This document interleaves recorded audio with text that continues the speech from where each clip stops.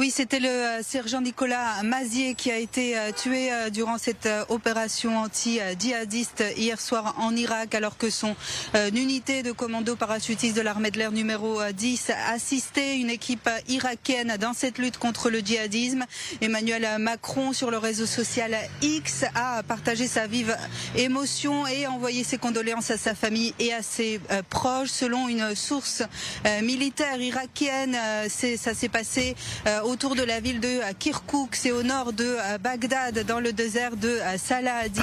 Une embuscade de djihadistes a eu lieu lorsque l'unité française et l'unité irakienne étaient en train d'opérer. 4 soldats français ont été blessés ainsi que 3 militaires irakiens. Alors l'opération, cette embuscade aurait duré près de 5 heures selon des sources officielles. Selon un militaire irakien, en Irak, il y a actuellement 400 à 500 membres du groupe État islamiste actifs sur le territoire. C'est le 3e soldat tué en Irak en moins de 10 jours. L'un a été tué lors d'un entraînement, un autre a été tué dans un accident de la route. Dans son message, Emmanuel Macron, le président français, a salué le courage des troupes françaises toujours présentes en Irak et a affirmé que la France continuait à travailler avec les autorités irakiennes dans cette lutte contre les djihadistes. Et puis Anna, il faut parler du déploiement français en Irak. La France qui reste impliquée militairement avec 600 soldats déployés dans le cadre de l'opération Chamal qui avait été lancée en septembre 2014.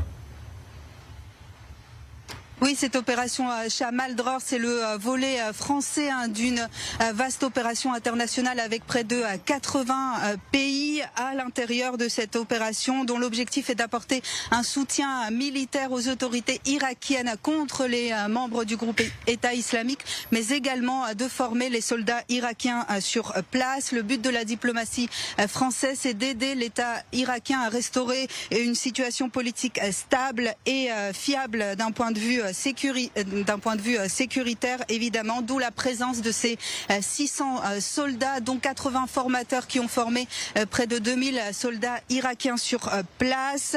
Il y a des missions de reconnaissance, il y a aussi parfois du renseignement qui est fourni aux Irakiens et ponctuellement des frappes aériennes au sol par les militaires français, même si aujourd'hui la présence territoriale du groupe État islamique n'existe plus en Irak ou dans la Syrie voisine, la menace terroriste reste très élevée.